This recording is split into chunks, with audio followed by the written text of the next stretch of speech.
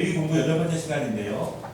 제목이 거룩한 백성의 사회윤리 이런 제목입니다. 하나님께서 이스라엘 백성들을 새롭게 애굽에서 나오게 하셔서 새로운 공동체, 새로운 질서, 또한 새로운 가족의 모습을 만들어 가시는 것입니다.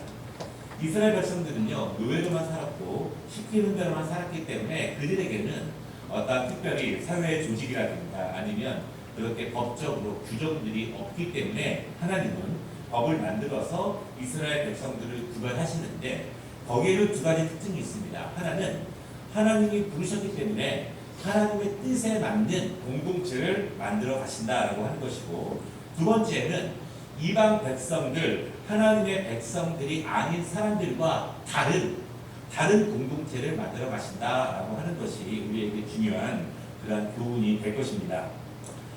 거룩한 백성의 사회윤리 이런 제목인데요. 거룩한 백성이라는 것은 무엇인가? 거룩하다는 것은 우리에게 어떠한 영적으로만 임하는 것은 아닙니다. 우리의 영이 이 땅에서 항상 우리의 육체와 함께 삽니다. 또한 우리의 영은요, 하나님께 속해 있습니다. 그러므로 우리는 너무 기본적인 거지만 우리의 몸이 가는 곳마다 우리의 영이 함께 있습니다. 우리의 몸이 가는 곳마다 그곳에서 우리의 영이 하나님과 교통하면서 하나님의 인도하심을 받게 됩니다.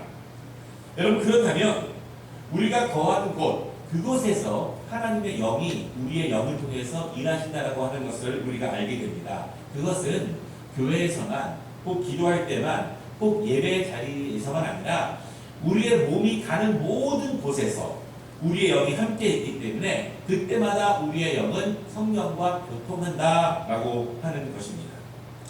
오늘 이스라엘 백성들은 하나님께서 그 은혜를 주십니다. 거룩한 백성들이 어디에 있든 무엇을 하든 그 가운데서도 거룩을 힘입기를 원합니다. 기도할 때만, 예배할 때만 거룩한 것이 아니라 하나님의 거룩한 백성이라고 하는 것은 그 거룩한 영의 인도하심을 받아 살아가는데 어디에 있든지 모든 것이 거룩의 영에 힘입어서 살아가는 것입니다. 그런데 그 거룩의 영이 몸을 통해서 이루어지는 그것을 이스라엘 백성들에게 가르쳐 주면서 레위기를 주셨고, 특별히 우리가 레위기를 1장부터 쭉 오면서 19장까지 오면, 그러면 우리는 거룩한 백성들은, 거룩의 영을 가지고 살아가는 사람들은 사회에서, 이 땅에서 어떻게 살아가야 하느냐라고 하는 것을 우리에게 가르쳐 주고 있습니다. 하나님은 계속해서 이스라엘 백성들에게 거룩하라, 거룩하라 이렇게 말씀하십니다.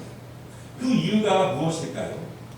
제사를 통해서 거룩하게 만드시고요, 속죄일을 통해서 모든 죄를 용서해 주십니다. 그것은 거룩을 유지하기 위해서, 거룩을 세워가기 위해서 레위기서의 말씀을 우리에게 주시는 것입니다. 그 이유가 있는데요, 오늘 2절 말씀에 보면은 하나님께서 스스로 거룩하신 분이다 이렇게 선언하고 계십니다. 하나님의 거룩하심이 하나님의 형상으로 지음받은 우리에게 온전함으로 있습니다. 하나님의 거룩이 우리를 통해서 발산되고 생성되고 우리를 통해서 풍성하기를 하나님께서 원하십니다. 그러므로 이 땅의 모든 하나님이 부른 그 백성들은 하나님의 거룩하심이 우리 안에서 생산되고 발전되고 점점 커지고 풍성해질 수 있도록 하는 것이 이 땅의 하나님의 사람들의 의무인데, 그것은 하나님이 주신 법과 질서를 지켜가면서 거룩해지는 것이지 그냥 마음의 결심만 한다고, 내 소견에 오는 대로 한다고 우리의 거룩함이 충만해지지는 않는다라고 하는 것입니다. 거룩은 바로 하나님을 닮아가는 것입니다. 하나님께서 우리에게 주신 그 은혜를 우리가 힘입어서 하나님 말씀을 통해서 우리가 하나님을 닮아가는 것입니다. 우리가 어떻게 하나님을 닮아갈 수 있습니까? 하나님을 닮아가는 길이 무엇입니까? 그것은 하나님 말씀을 지켜 나아가는 것이 아버지의 뜻대로 향하는 것이고 아버지께 나아가는 것이기 때문에 하나님의 말씀대로 살아가는 것이 하나님을 닮아가신 것이고, 그것이 우리가 거룩에 힘입어서 살아가는 것입니다. 오늘 하나님께서 이스라엘 백성들 광야 가운데 유목 생활을 하지 않습니까? 이제 가나안 땅에 가면은 본격적으로 정착 생활을 합니다. 그때 어떠한 사회를 구성해야 하느냐, 그것을 우리에게 말씀해 주시는 거예요. 당시에 가나안 백성들에게는 그러한 윤리가 없었습니다. 그러나 하나님은요, 하나님을 믿는 신앙 공동체가 이 땅의 사회 공동체로서 분리가 되는 것이 아니라, 다른 것이 아니라 신앙 공동체의 신앙관을 가지고 이 땅에서 살아가라, 이렇게 이스라엘 백성들에게 말씀을 하고 계십니다. 그러면 거룩한 백성들이 이 땅에서 살아가야 되는데요, 그 첫 번째 의무가 무엇이냐면 그것이 3절 말씀에 나오는데, 이 땅에서 우리가 살아가야 되는 거룩의 의무는 첫 번째로 부모를 공경하라, 그렇게 말씀하고 있습니다. 부모를 공경하라. 거룩한 사회 공동체, 사회 윤리를 이루는데 첫 번째 말씀이 부모에 대한 말씀입니다. 거룩한 사회, 하나님이 기뻐하시는 사회를 만들기 위해서는 먼저 그 거룩이 가정에서부터 출발한다는 것을 의미하고 있습니다. 부모는 자녀들에게 바른 거룩을 경건의 모습으로 보일 의무와 책임이 있습니다. 그것을 가르쳐야 합니다. 또한 자녀들은 부모를 사랑으로 섬기면서 그 거룩을 힘입을 수 있습니다. 효도하지 않으면, 부모의 뜻을 올바르게 받지 못하면 그 거룩의 은혜가 우리에게 입혀지지 않습니다. 중요한 점은 부모님을 공경하라, 효도하라, 이 말씀을 오늘 본문에 보면은 경외하라, 이렇게 말씀하고 있어요. 이것은 여호와를 경외하라, 그런 것과 굉장히 유사한 그런 개념입니다. 바로 우리가 눈에 보이는 부모님을 섬기고 그분의 뜻을 따르고 또한 그분의 그 모든 가르침들을 올바르게 이행하는 것, 그것이 하나님을 닮아가고 하나님의 뜻을 이행하고 우리가 하나님 말씀대로 사는데 중요한 뿌리가 된다, 이렇게 말씀하고 있는 것입니다. 그래서 여러분, 부모님들의 말씀에 순종하시기를 바랍니다. 그리고 할 수 있는 한 최선의 다해서 공경하시기를 주님의 이름으로 축원합니다. 아멘. 그리고 나서 하나님께서는요, 두 번째로 하나님을 경외하는 것에 대해서 말씀하고 있습니다.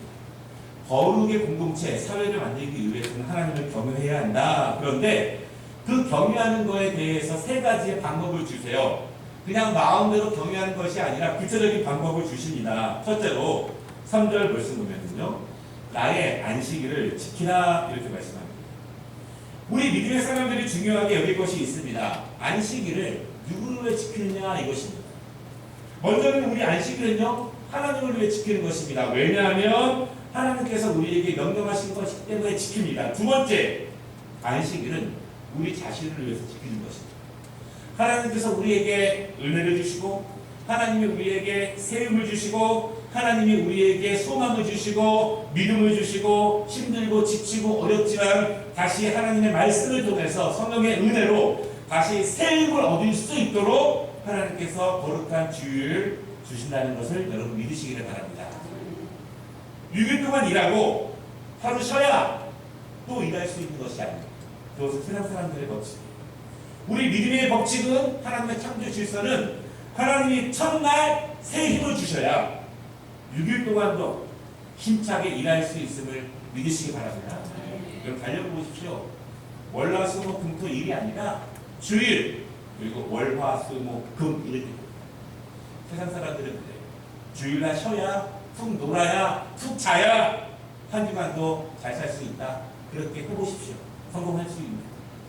우리 믿음의 사람들은 하나님이 주일에 은혜를 주시고 하나님이 주시는 영적 양식으로 충만해지고 내 안에 생명이 다시 끌어오르고 그 생명의 능력이 일주일 동안 발휘된다는 사실을 여러분 믿으시기를 바랍니다. 그래서 우리가 토요일날은 일찍 자고 거룩한 주일을 온전함으로 올려드리기 위한 영적인 육적인 준비가 필요합니다. 안식일을 지킨다고 하는 것은 하나님의 뜻이고 거룩으로 나아가는 길입니다. 그러므로 우리는 하나님을 뜻을 따라가고 주님의 모습을 닮아가기 위해서 안식일을 지키는 것이 거룩한 모습으로 나아가는 중요한 요인이 됩니다. 두 번째, 4절 말씀 보면은요, 우상을 숭배하지 말라, 이렇게 말합니다. 단순하게 말해서 우상을 숭배한다고 하는 것은 하나님께 등을 돌리는 행위를 말합니다. 우리의 정신을 하나님으로부터 멀어지게 합니다. 여러분, 우리의 정신이, 우리의 마음이, 우리의 집중이 하나님께 향하지 못하도록 하는 것이 무엇이겠습니까? 그것이 무엇입니까?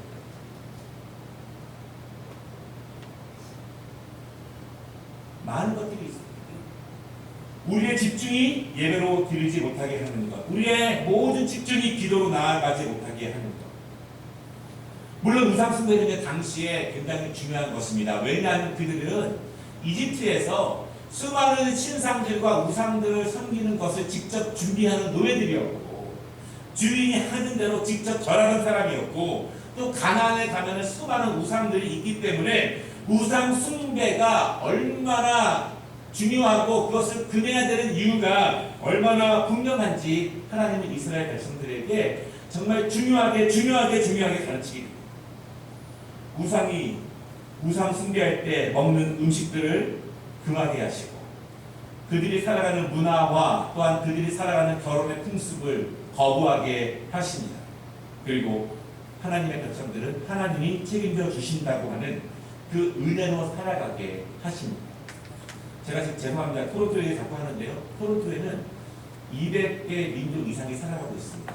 그래서 공휴일이 참 많습니다.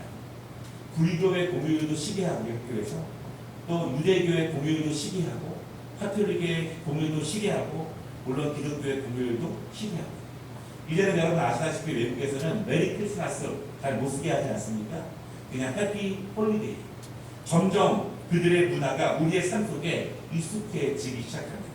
우리나라도 유치원부터 할로윈 데이가 되면은 정말 시끌벅적하다고 하더라고요.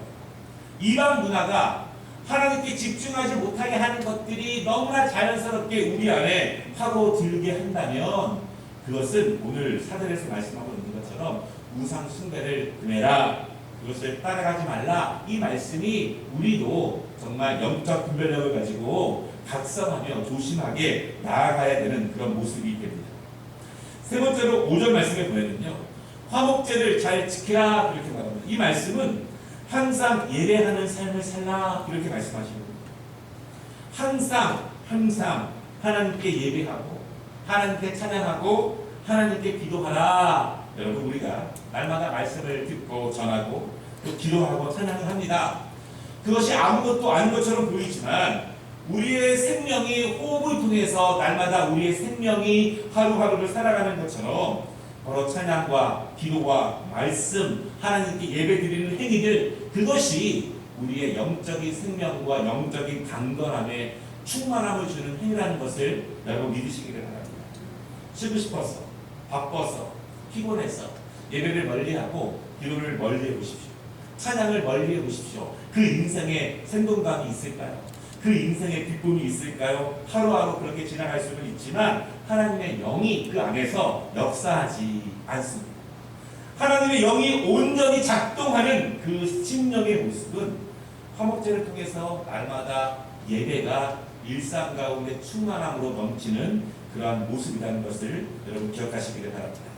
그런데 여러분, 왜 부모를 공경하라 이것이 안식일보다, 우상 숭배보다, 화목제보다 먼저 강조되었을까라고 하는 점을 잠깐 생각해 볼 필요가 있는데, 왜 거룩한 하나님의 백성들이 윤리가 살아있는 공동체를 만드는 데 있어서 왜 부모 공경이 우선할까? 이 부분에 대해서 깊게 연구한 학자들이 이렇게 말합니다. 당시 여러분, 이때는요 4,000년 전 그때 시대예요. 지금 우리가 부모님을 모시고 부모님을 공경하는 모습과는 전혀 다른 시대를 살아가고 있는 사람들이고요. 노예로 살아갔던 사람들이, 모든 노예들이 뿔뿔이 흩어지게 되는 시대 가운데에서 부모의 공경이 있으기가 참 없는 그런 시대였습니다. 그리고 당시에 가난한 사람들도요, 부모를 모시거나 또한 부모를 공경하는 문화가 거의 없다고 합니다. 그래서 노인이 되면 자녀들에 의해서 버려지는 경우가 굉장히 많았다, 그렇게 말합니다. 그래서 하나님은 강조합니다. 하나님의 백성, 이스라엘 백성, 거룩의 영에 힘입은 백성들은 부모를 공경하라. 그리고 부모의 뜻이 자녀들에게, 자녀들의 사랑이 부모에게 온전하게 거룩이 이루어지는 가정을 만들라. 이것이 이방 사람들과 다른 것이고 이 안에 하나님의 능력이 있다, 이렇게 말씀하고 계십니다. 그런데 여러분, 우리는 부모를 모시는 거나 또한 다른 일에 있어서도 이방 사람들과 다르게 살아야 됨을 믿으시기 바랍니다. 이유는 많을 수 있어요. 이유는 많을 수 있지만 이유를 하나하나 다 되다 보면 결국 우리는 하나님의 뜻과 멀어지게 됩니다. 이유를 다 되게 되면 예배하지 못할 이유, 기도하지 못할 이유, 하나님께 온전히 나아가지 못할 이유들이 너무나 많습니다. 그러나 이유보다 하나님의 말씀이 우선한다는 것을 믿으시기를 바랍니다. 이유가 발생할 때마다 먼저 하나님의 말씀을 기억하시기를 바랍니다. 하나님이 일하시면 그 모든 이유들이 사라질 것을 믿으시기 바랍니다. 계속해서 9절부터 이스라엘 공동체가 지켜야 될 살 윤리에 대해서 말씀하고 있는데요. 9절에 보면은 가난한 사람들과 나그네를 위해서 추수할 때 곡식의 이삭을 남겨두라. 포도 열매가 땅에 떨어지면 줍지 말고 그들을 위해 남겨두라. 가난한 사람들이 먹을 수 있도록 염두에 두고 생산하고 추수하라. 그렇게 말합니다. 여러분, 이 말씀에 가장 큰 혜택을 본 사람이 누구겠어요? 누구시잖아요. 누구? 그렇죠? 가난한 사람. 가난한 사람.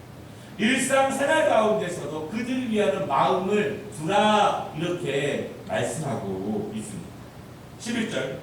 서로 도둑질하지 말고 거짓말하지 말고 거짓 맹세하지 말라. 이렇게 말씀하십니다. 이것은 늘 정직한 삶을 살아라. 성실한 삶을 살아라. 서로가 진실하게 대하라. 이렇게 강조하고 있습니다. 여러분, 이것이 정말 중요한 그런 시대가 아니겠습니까? 서로가 서로를 속이지 않고 정직하고 성실하게 대하는 삶이 너무너무 중요합니다. 외국에 가면 제일 사기를 많이 당하는 사람들이 한국인이 한국인을 사기치는 거예요. 왜냐하면 영어를 잘 못하고 문화를 잘 모르잖아요. 어디서 보험을 들어야 되고 어디서 차를 사야 되고 어떻게 집을 구해야 될지 잘 모릅니다. 그래서 전부 다 그렇게 합니다. 그래서 교회들이 점점 많아지는 이유 중에 하나가 하나님을 안 믿는 사람들도 외국 가면 다 교회 등록해요. 왜냐하면 교회에 있는 성도들은 정직하고 진실하게 잘 적응할 수 있도록 도와주기 때문에 그때 그렇게 신앙이 싹틀 수 있는 기회가 생기게 됩니다. 13절 말씀을 보면요. 권세가 있거나 어떤 힘이 있다고 해서 이웃을 억압하거나 착취하지 말라. 그렇게 말씀합니다. 누군가를 고용하고 있는 사람들은 임금을 고의로 미루지 말라. 또한 삶이 어려운 장애인들을 잘 보호하라. 그렇게 말합니다. 하나님이 주신 권세와 힘은 작은 것이라도 하나님의 정의와 공의를 실현하는 것이지 자기의 이익을 위해서 타인을 억압하거나 누르거나 지배하는 것은 아니다. 이렇게 말씀하고 있습니다. 15절 말씀, 법을 행할 때 공평하게 행하라. 이렇게 말해요. 가난한 사람을 우대하지도 말고 부자라고 우대하지도 말라. 이렇게 말해요. 공평으로 모든 사람들을 다스려지도록 하라. 권세자들에게 이렇게 말하고 있습니다. 17절, 이웃을 미워하지 말고 사랑하고 원수를 갚지 말고 서로 사랑하라. 원수까지는 아니지만 나에게 잘못한 사람을 그냥 용서해 주는 것은 참 쉬운 일이 아닙니다. 참 대단한 믿음이 필요합니다.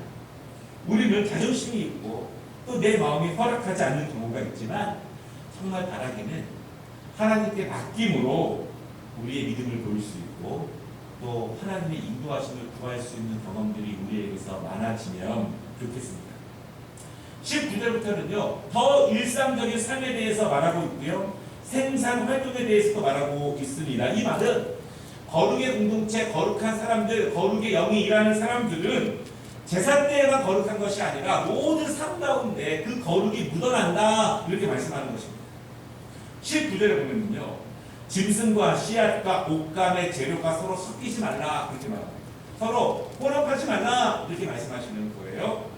그 이유가 있는데요. 두 가지 이유가 있습니다. 첫째로 하나님께서 처음 창조하신 창조물들의 그 독특성, 그것을 그대로 유지하게 하라. 왜냐하면 그 각각의 아름다움에 각각의 하나님의 뜻이 있다는 것을 하나님께서 모세를 통해서 말씀하고 있습니다.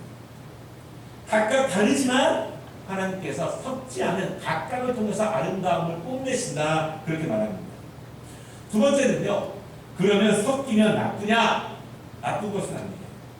유일하게 섞을 때가 있는데요. 유일하게 옷감의 재료를 섞을 때 하나님 말씀이 한 번 말씀에 나오고 있는데 그때가 언제냐면 하나님의 장막에 법궤를 지키는 장식들, 그리고 하나님의 장막에 쓰여지는 식물들과 옷감들을 만들 때 섞게 됩니다.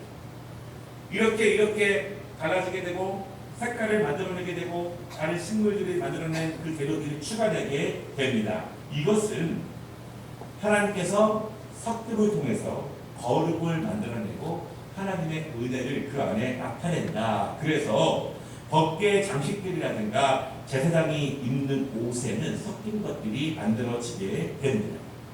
섞이지 말라와 섞어라 이 안에가 모두 다 하나님의 뜻이 있다는 것을 우리가 알게 됩니다. 마지막으로 23절에서 25절까지 보면은요, 이 과일의 생산에 대해서 말씀하고 계십니다. 만약 과일 나무를 심으면 열매를 맺히면 처음 3년 동안은 먹지 말라. 넷째 해에는 소산물을 하나님께 바치고 다섯째 해부터 그것을 먹으라 이렇게 말씀하셨습니다. 여러분 당시의 농업 기술은 지금의 기술과는 완전 다릅니다. 굉장히 빈약합니다. 처음 나무가 자라면서 얻어지는 열매들은요 작고 영양도 없고 아직도 뿌리가 깊이 내리지 않았기 때문에 먹지 말라고 말씀하십니다. 그리고 제대로 열매가 자라게 되면 먼저 그 첫 소산물을 하나님께 드리라 이렇게 말씀합니다. 왜 처음 것을 드리느냐? 우리가 이 제사 때도 말씀을 드렸지만 하나님이 주신 것이고 하나님이 인도하실 것이다라고 하는 믿음이 있으면 처음 것을 드릴 수 있습니다. 그 첫 소산물을 드리게 하십니다. 그리고 그 다음부터 백성들이 먹게 하십니다. 왜냐하면 하나님이 비를 내려주시고 땅을 보호하시기 때문에 하나님이 기르게 하시고 자라게 하시고 먹이신다는 믿음이 그 안에 있기 때문입니다. 지금은 우리가 하나님 말씀대로 이 땅 가운데 그대로 살기 어려운 시대입니다. 이렇게 말하는 분들이 정말 많은데요. 정말 이 땅 가운데 믿음의 위대한 그 사람들의 모습을 보면 하나님의 가르침을 가슴에 품고 그것이 예배당 안에서만이 아니라 직업의 현장에서 직장에서도 하나님의 말씀처럼 정직과 성실로 하나님의 모든 백성들 이 사회 가운데 하나님의 거룩을 실현하라고 하려는 그 능력 가운데 성령의 역사하심이 나타난다는 사실을 여러분 믿으시기를 바랍니다. 말하기는 그리스도인이 성령 충만한 사람들이 있는 그곳, 그것이 어디서든지 우리를 통해서 하나님의 거룩하심이 나타나는 그러한 은혜가 우리에게도 임하는 한 주가 되시기를 주님의 이름으로 축원합니다. 기도하겠습니다.